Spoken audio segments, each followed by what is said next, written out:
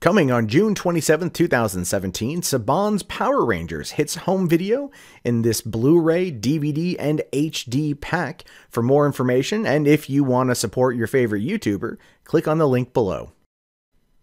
Hey, what's going on, everybody? My name is Matt Jarbo. This is $3 Theater, and this is an interesting little news story that is one I got to talk about because it's so fucking funny. But Charlie Hunnam. Now, you might know him as being Jax from Sons of Anarchy. You might know him as being the new King Arthur, the one-time probably King Arthur.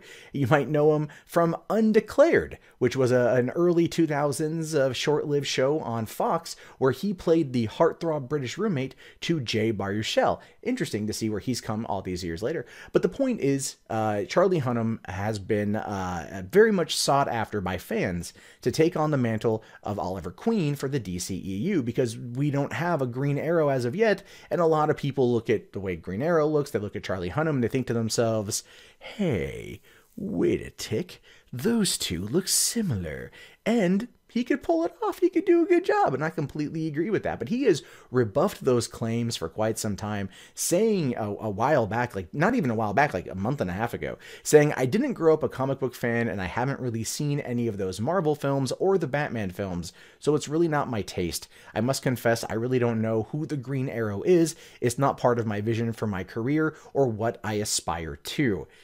You know, he was saying that well before that as well, but that quote was just back from March. The thing to remember, though, is that what he says here, it's not part of my vision for my career or what I aspire to. Now, keep in mind that this is before King Arthur was coming out, where he was set to have essentially a 6-movie run, his own series, his own franchise. One that was supposed to be set up through Pacific Rim, but that didn't happen. And, you know, he's talked about how he had to pull out of the sequel of that one. He was also going to be in 50 Shades, but he had to pull out due to Pacific Rim. And I'm pretty sure no one questions that decision at all. Pacific Rim, I get why. Pacific Rim is one that was going to have a smaller budget, the sequel not being directed by Guillermo del Toro, but Stephen DeKnight. And I think that he, you know, used it as an excuse to kind of walk away onto something else, especially when this whole Arthurian legend thing came about, you know, the whole creating a cinematic universe around that. Well, now that King Arthur's come out and only made $14.7 million in its opening weekend here in the United States and $29 million worldwide, he's kind of changed his tune, saying in an interview, I'm not a fan of the comic books, so I don't know why people are always asking me about him, meaning Green Arrow. Do I look like him? Well then, come on, DC, what's up? Give me a call. Funny how a month and a half and a huge box office flop will change someone's opinion about their career. And the thing is, I don't fault Charlie Hunnam for this. Charlie Hunnam is an actor I've been watching, like I said, since 2001 in Undeclared. I've seen all 7 seasons of Sons of Anarchy. He's a very good, very gifted, very intense actor when he needs to be. And someone like Oliver Queen would be a good fit for him, which is one of the reasons why fans have suggested it. Fans have also wanted, like, Armie Hammer to take over the role of Hal Jordan, a move I also wholly agree with. I think he'd be able to embody the character well. And the thing is, Charlie Hunnam might be switching his tune up right now because of the fact that this movie flopped. His franchise is basically dead in the water unless some miracle happens, and so he's probably trying to figure out, shit, what do I do? Because The Lost City of Z just came out, didn't get a lot of fanfare, didn't get a lot of love theatrically. It's an Amazon film, so it might do well on streaming.